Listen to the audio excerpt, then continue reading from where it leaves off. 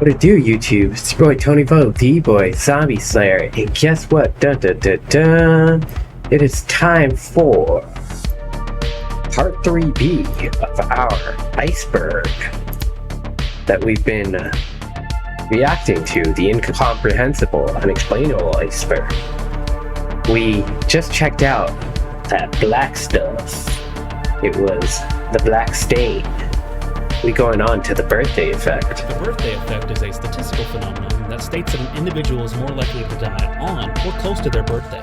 That That's doesn't trippy. mean to be scared or worried about passing away on your birthday. But it does kind of mean to be a little bit more careful with celebrations on or around your birthday to avoid accidents. This is just a note for you. The stats point to that men tend to die on the days leading up to their birthday, and statistically women tend to die on the days shortly after their birthday. There are lots of possible reasons for this, as the effect seems to show up in cultures across North America and Europe, including England, Wales, Switzerland, Ukraine, and the United States, as well as oddly in Major League Baseball players. A large-scale study of 2,745,149 Californians who died between 1969 and 1990 was conducted, in which they corrected for factors like seasonality in deaths, elective surgeries, and those darn people born on February 29th. You know. Yeah, fucking February 29th. There's a significant increase in deaths around his birthday. An even larger study of 12,275,033 Swiss deaths found that the highest levels of the birthday effect on the actual birthday, with an increase of 17% chance of death on one's own day of birth. But what's the explanation for this? It has to be just statistical error or something, right? Well, lots of theories have gone into this alleged effect, and explanations range wildly, from misinputs on death certificates to psychological stress around the mortality of one's life around their birthday. Damn. But in most studies, these numbers and variables are taken into account. Guys, they say stress leads to an early death as well, and stress really leads to cancer and all of these things. Keep your cortisol down. Don't worry about these things. At the same time, be careful. Birth certificates and death certificates. If the day of birth or death couldn't be ascertained exactly, if both of these numbers happen to fall in the same month, that would take into account these oddities. But no. As the birthday effect has been shown to be prevalent in the days before and the days after one's birthday as well, so the dates don't line up. There's also the possible explanation that, like the circadian rhythm, humans have a yearly circannual biological rhythm that resets every year around their birthday. And those conditions cause changes in internal stress and thus increase the chance of death. There's a lot that goes into thoughts about this phenomenon. Alcohol can play a large part, as people are more likely to get intoxicated and party on their birthday, which leads to more deaths and therefore unfortunate accidents.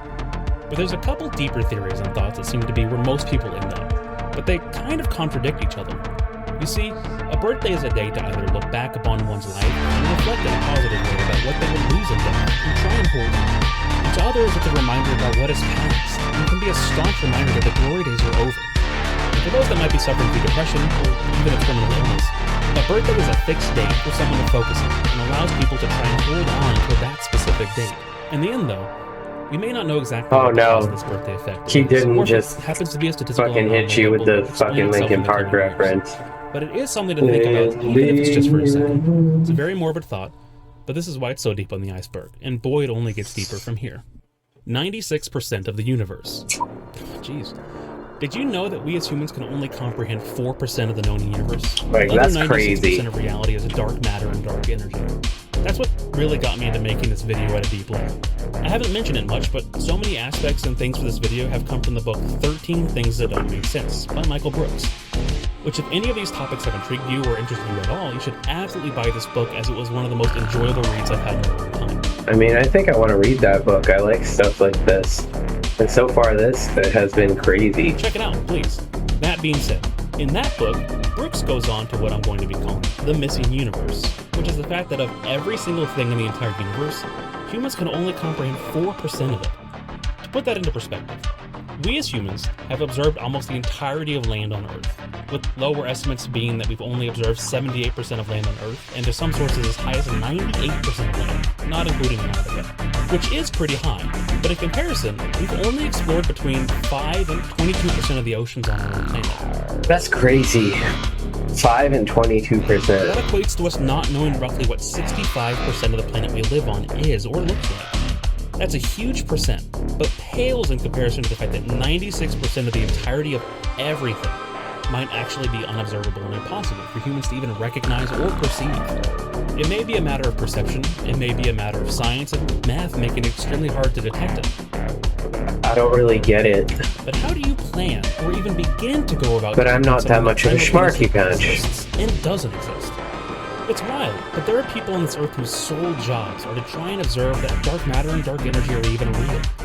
Because we know that something is out there, but we just don't know what. Well, with dark matter itself, it's pretty possible that we could detect it in some form, right? Like something has to interact with dark matter. And that's kind of where we are right now. There are scientists and researchers doing extremely elaborate experiments to even prove the existence of dark this matter stuff. be trippy. Without it, so many things in the universe remain undiscovered and confusing. There are laboratories and facilities as deep as 1,100 meters in the UK, and 700 meters.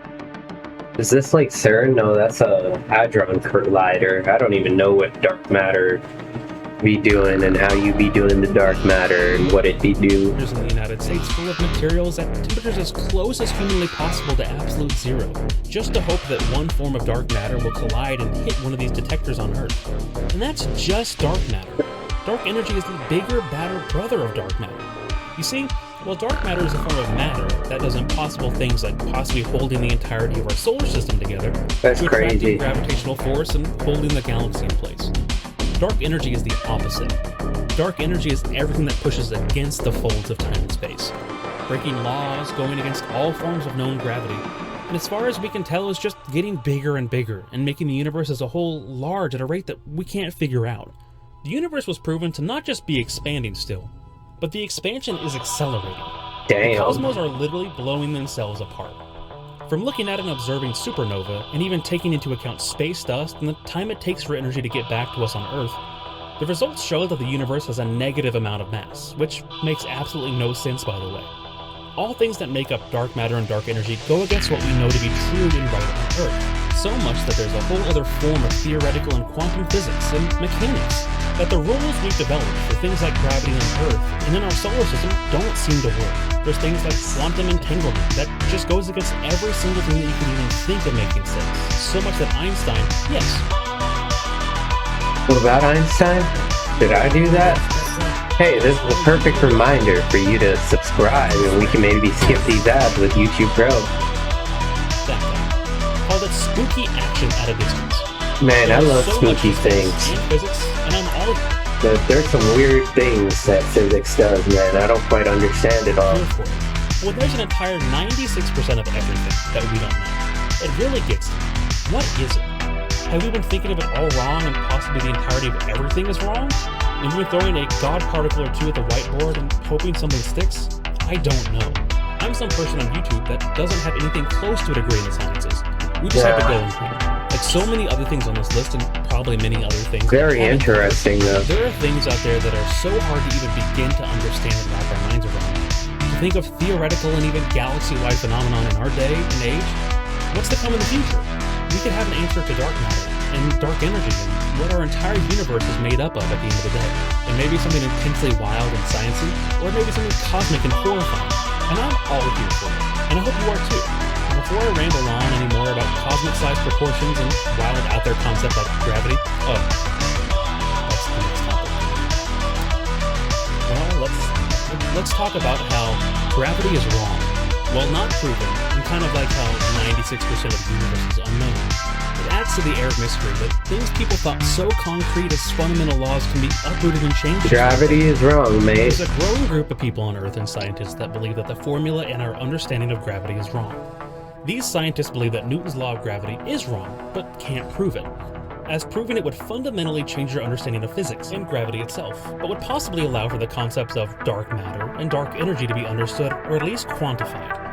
If there was dark matter and dark energy at all. You see, that's why I put these topics right next to each other in this iceberg, as I had no idea, but these are kind of connected. There are, of course, people out there that say theories and ideas about how gravity is just wrong entirely, but as many memes have let me know, things that go up must come down. And to think that many people, much smarter than I, have had to seriously sit down and come to grips with that fact, and even debate how things come down is quite funny to me. But in reality, there are weirder elements of gravity not making sense, that most respected scientists believe that the formula just needs tweaking, but in doing so, that would uproot what it's all built on, Newton's law of gravity. some of these more recent scientists like Mordechai Milgram, Stacy McGaw, Jacob Bekenstein, and David Rubin have created a whole new model for gravity called MOND, M-O-N-D, that entirely changes the way that gravity is calculated and gets rid of this mysterious particles like dark matter and dark energy in a more straightforward way. But they haven't been given the light of day by modern scientists, as they already have a very well accepted and tested model of gravity with Newton's law, and don't want to change 400 years of gravity and mess with Newton at all, even though he's dead. Really wouldn't mind that. But that was until Jacob Bekenstein died. He made various controversial statements and proposals about black holes back in the day, which turned out to be true, by the way, and decided to take a crack at MOND. And the scientific world had to take it seriously at that point. But that caused some problems. You tell him, bruh. And on August 21st, 2006, NASA made a press release titled, NASA Finds Direct Proof of Dark Matter. See, this is why I'm a YouTuber, I hid this right here. The information was about the observation of a massive collision between two clusters of galaxies known as the Bullet Cluster. They observed that dark matter had separated from normal matter during the collision. They had this observation by looking at the way light bent around an area of seemingly empty space, with the knowledge that any radiation traveling through space would follow a curved path if it interacts with any matter in the vicinity. So when light bent around seemingly nothing, it was seemingly definitive proof of dark matter. That's how strongly people were looking and trying to find any proof of dark matter, by the way. A beam of light across the galaxy. So we can finally say that we have proof of dark matter, right? So don't know why we included that other section. Well, no. In the same article, NASA says that this is the strongest evidence yet that most of the matter in the universe is dark. They went on to say essentially that anyone that doesn't believe in dark matter has no ground to sit on, as no one can possibly explain the observed effects of this collision any other way. Meanwhile, the people of MOND had already put out a peer-reviewed paper 2 months earlier, and in my personal opinion, a very funnily titled paper, Can MOND Take a Bullet?, in a well-respected astronomy journal. The existence of the refraction of the collision didn't contradict MOND at all in their models. In the end, that's what's so hard, and why this deep into the Iceberg. It starts with one thing. I understand, and that's pretty unsatisfying. With the fact that a theory, a thought, or even a person hasn't come up with a way of figuring it out yet. That's crazy, man. The rest of the scientific community, This is what I love about reacting to this Iceberg, man, and we gone on to part 3B of our reaction series. It's by GRDN, man. Check out the original if you want it without my commentary, but please subscribe, press like, and you'll see my next part, part 4A. And with that, we've reached the end of the video. Alright, well that was the incomprehensible, unexplainable Iceberg part 3B. We finished up part 3 and we go check out part 4 sometime very soon. Stay tuned. Ha! Check out my